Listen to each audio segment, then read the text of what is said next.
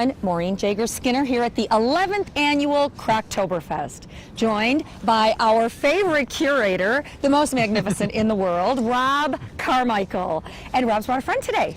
I have. We have, we're celebrating Croctoberfest, but we celebrate all wildlife here at the Wildlife Discovery Center. And this is Hazel, the two-toed sloth. She's 6 months old, and this is her permanent home now. And like I said, we're here to celebrate Croctoberfest, and big thanks to Canals Auto Park for sponsoring our event for the third year in a row. And because of their support, we can put these great community events together. Yes, and they're right in our community, so it's nice that they are supporting efforts great in the people community. to deal with. Go get your cars from them. Exactly, I do. Okay. And again, we've had a great day. The weather hasn't cooperated. We're not, going to see record crowds, but we've got a really good crowd. The people who have come are having a great time. Yep. Lots of different activities from the Madison Herpetological Society, the Chicago Herpetological Society, Friends of Scales, Reptile Rescue, and then we've got our Zookeeper mentorship program. We've got all the kids out with the animals, letting the kids see, let the public see them. And it looks like Hazel wants she wants some mic time here. Oh, she wants mic time here. Yeah, the crowd loves this one. Oh, you're such a ham, Hazel, just because you're so darn cute. And she's so soft. You've got to come meet her. She's amazing. So yeah, the weather is not too bad. It's mild today. Tomorrow it's going to get really cold. So tomorrow we're going to be bringing in our resident alligators who spend all summer long outside, and they're going to come indoors for the rest of the winter. So we're going to have to get them out of that pond tomorrow. Well, I'll be unbelievable this time. Yeah. When he said we, he didn't mean me. I'm not going to be here helping. So yeah, it's a pleasure to meet Hazel, and we're going to take a look around and see what else we have to highlight this year at the very, very crowded and crowd-filled Croctoberfest. Yeah. Well, look who I found here, a photographer who is not a photographer like you and me. This is the nicest camera I've ever seen. Tell us who you are and a little about yourself. Absolutely. So hi, everybody. I'm Gil Alexander. I'm a freelance photographer for wildlife and nature. Been a lot of different places throughout the U.S. and photographed some pretty amazing animals. We are here actually passing through into Ohio, and we had an opportunity to come here for this conservation event. It's really an important topic, and saving animals is a passion. And so we had to spend some time with Casanova, this amazing alligator, and got some close-ups, some great pictures, and hopefully you guys will get to see him soon. But one of the biggest missions that we're on is making sure that we preserve the legacy of the wild inhabitants of planet Earth through photography, and I'm always open to assignments and different adventures all over. So. Awesome. Thanks for coming here today to Croctoberfest, Gil. Of course. And we will, throughout the show, show you a little bit of Gil's photography, which is truly amazing. Thank you. Thank you so much for sharing it. Yes, it's exciting. All right, we'll head out to see what else is here today. So we're joined by zookeeper Anderson Peters. Yeah. And how long have you been a zookeeper, Anderson? Like a few months, like a lot of the sessions, which is like 6 weeks. Yeah, how old are you? I'm 9. You have to be 10 to do it, but... Oh, so you're learning.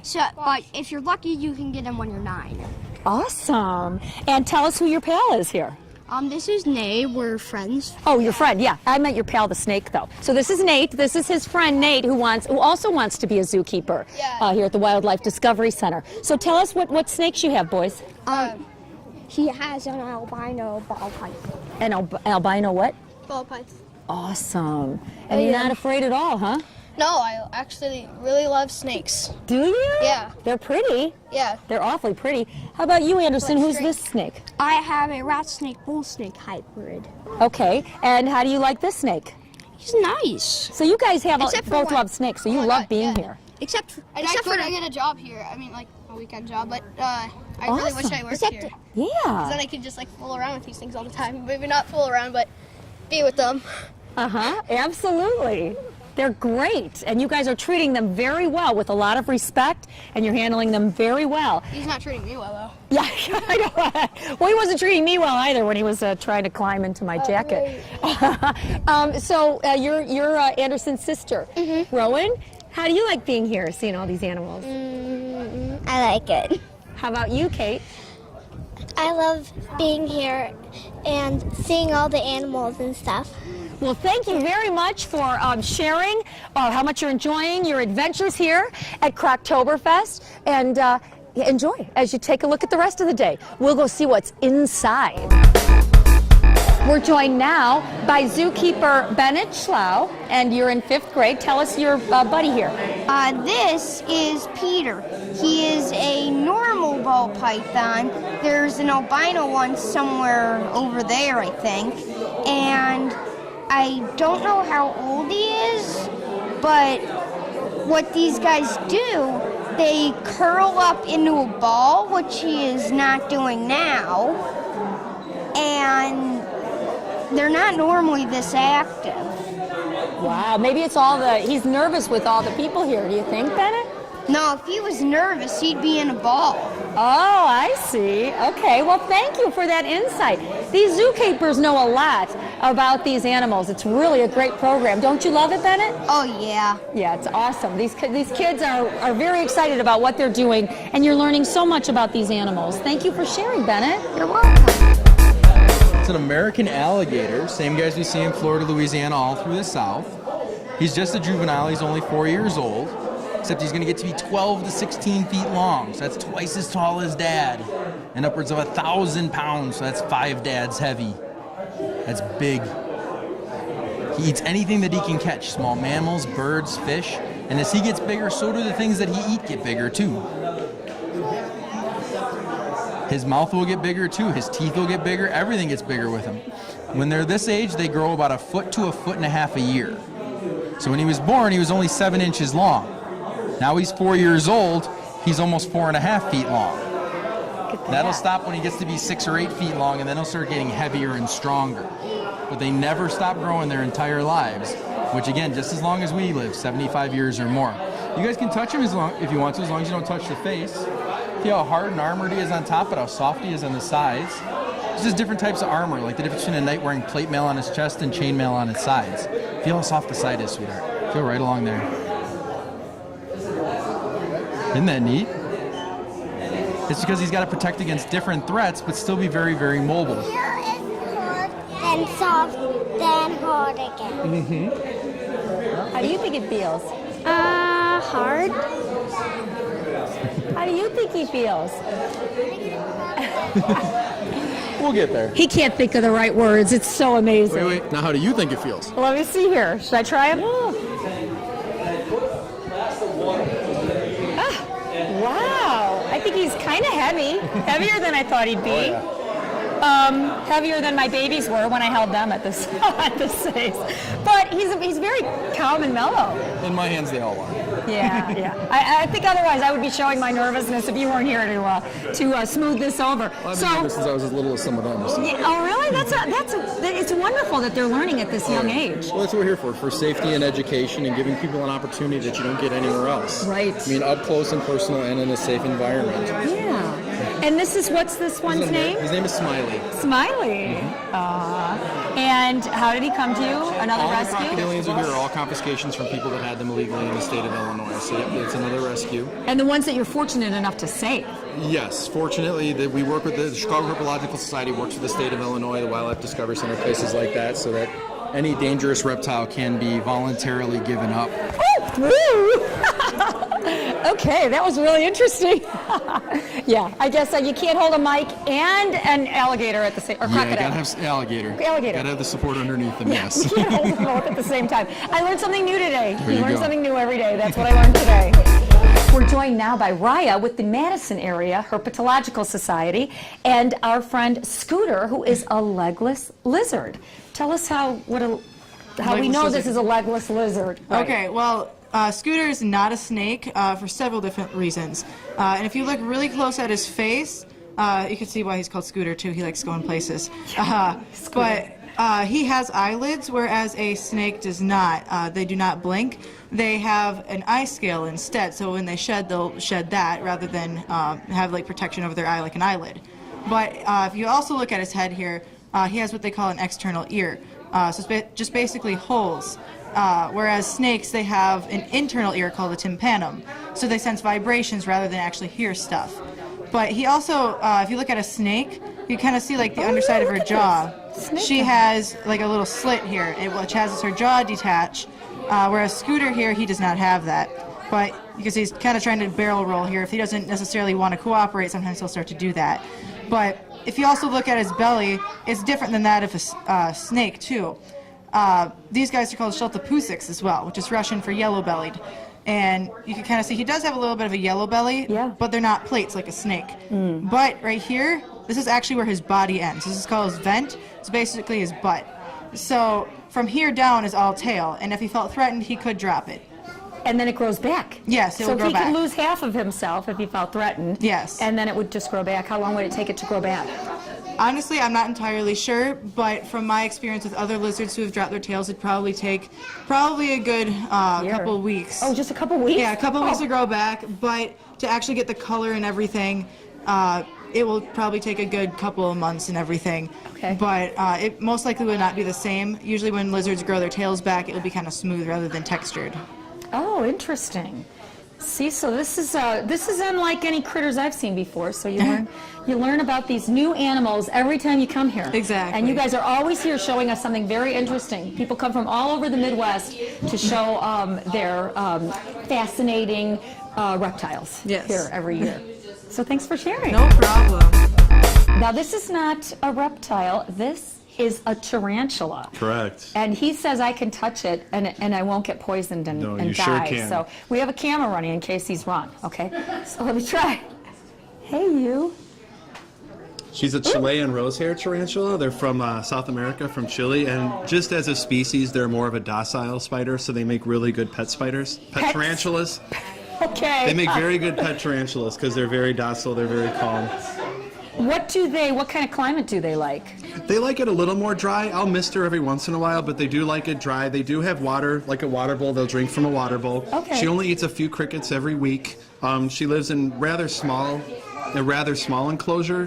They like to hide a little bit more during the day. So it's a very affordable pet. You just feed it crickets? 2 or 3 crickets a week, and that's it. Wow. Sounds like my diet. No, I'm kidding. And she's not threatened by us. She knows she can't eat us, and she knows that we're not going to hurt her, so she's not defensive in any way. Wow, that's amazing. If you put your hand out like this, I can have her crawl on you. Oh my gosh, I'm only doing this for the camera. I hope I survive to tell this story. You will. Okay. Oh, look See? at that. It's nothing. No, it doesn't even, she doesn't hurt. No. She's like soft. They have tiny little tarantula paws. And this is not the one that you call Little Black Widow. No. That's a different type of tarantula, right? I don't know the one that you call Little Black Widow. Oh, I heard that when I was a kid. Maybe it was a rumor. Yeah, maybe. Yeah, I'll have to look Black that up, Widows. Google it. Yeah. Okay, so this is so this is a tarantula from Chile that has not, to your knowledge, poisoned anyone. No, not at all. Worst case scenario, it would feel like a bee sting if I got bit. Yeah. Okay, so She it's does not have her as scary fangs, as But no, exactly. I wouldn't die. Okay. Unless I found out that I was allergic to rosehair venom, which is possible. Right. Okay. I don't think I am, but I've never checked. Thanks for sharing your tarantula. No problem. Thank you for coming. Yeah, you always bring great things, Bill, so we always love to see what you have to show. Awesome. I appreciate that. Check it out, Friends of Scales. It's a really cool t-shirt, a really cool organization here in Illinois. So I'm joined now by a couple reptiles from the organization and a couple of the workers for the organization. So tell us your name and your buddy here and what you guys do. I'm Mike. I'm the vice president of Friends of Scales, and this is Tank. He is an Argentinian black and white tegu, which is a monitor lizard from South America. Very pretty, quite exotic looking. And super relaxed. And I wish you would stick his forked tongue out. You would be amazed at his tongue. How can we get him to stick his tongue out? See if you can get him to do it. Nope, you did a little bit. It's so long, you wouldn't believe it if he sticks it out. He likes doing it, but now, he almost can reach another person. Yeah, he's being Yeah. modest or camera shy. Now tell us about yours, and we'll wait for him. Okay, and your so name? My name is Ann, and I am a board member for Friends of Scales. I also help with some of the marketing. And this is CRUMB. He is a inland bearded dragon. Today he's wearing his Halloween costume. As you can see, he's dressed as a bat, or we could also say he is a flying dragon. Oh, right, so, right. Yeah, both of these guys are actually ambassador animals. So these are ones that we have actually adopted into our individual families here, and they come out to different shows to show people just how cool these animals can be, how loving they are as family members. Some of the other animals we bring with us are ones that are adoptable ones. We adopted out over 500 animals last year in this rescue. We are a foster-based rescue, so we take in animals, we rehab them. Sometimes we adopt them into our families. Most of the time we adopt them out to the public. We can only fit so many reptiles in one house. Exactly. Luckily, they're stackable. Yes, this is true. So, but yes, we love to take care of these animals. We love to help make sure that they get to find nice, warm homes for these cold-blooded creatures. And yeah, we just do everything we can to get the word out there that there are options, that people do have options if, for whatever reason, they can't care for their animal. Kids going off to college, a family member passes away. There's all different reasons. If the financial situation changes and they simply can't afford to care for the animals, we are there. That's what we're there for, is to find a foster home for them. They get vet checked. These guys are healthy animals, and if they need rehab, they get rehab. If they need to be, learning how to eat again, if they need medication, even if they need surgeries, we do what we can to help these guys out. Yeah, and one of the biggest things, especially with reptiles, is lack of education sometimes when people go to reptiles pets. don't go to school enough. Well, yeah. That was a joke. When people go to pet stores and they see, they see an animal and they purchase it, they don't always get the right information for that animal. And so we're actually, one of the reasons we're here today and other shows like this is we want to spread that education to the public and teach them how to properly care for their animals. So hopefully we'll be able to, or we'll have to take in less and less as we move forward. Yes, so that people would be know wonderful. more. It's so good to show the public what these are like and how to respect these, these reptiles, because really there's did you get a look at the tongue? It's really amazing. It was kind of scary the first time I saw it. Now I'm prepared, but I thought that tongue was going to reach out and I don't know, grab me or something. It was so long. I was just going to say, another thing with us is that we work with other organizations as well. So we actually partner with Madison. So Madison Herp Society, Chicago Herp Society, we're one big community. Yes, so there's no competition. It's all for one big cause. Everybody's trying to help everybody out. We all want to do the same thing. We want people to know how to care for their animals, and we want to make sure that these animals are cared for and have a place to go when situations change. Live long, happy lives. Yes. Well, thank you very much. Very fascinating. Thank you. I have a new best friend. Hazel is holding my hand with her two claws there. I'm telling you, she is so laid back and soft and furry, and really makes you appreciate what life's all about. Coming here and checking out nature. Exactly. It's been a wonderful day. The rain didn't stop. It didn't dampen our spirits at all. No, we had a great day, and despite the weather, everyone had a fantastic time. And for those that want to continue to be involved with the Wildlife Discovery Center, we encourage you to go to our website, www.wildlifediscoverycenter.org. We are open every Tuesday, Friday, Saturday, and Sunday from 10 to 4. Free admission, so it doesn't cost a dime to come here. And you can also like us on Facebook. We have a very active Facebook page. We put all of our updates. We got big things coming up. We have a new Komodo dragon joining us soon, and an albino alligator joining us, the girlfriend for Casanova, and it's going to be awesome. Yeah, every Casanova needs a girlfriend. So thanks again for sharing this fabulous event with our audience today, and we'll see you here next year. And meanwhile, check us out on Facebook, and thank you to Knaus. Yes. Okay, thanks for joining us.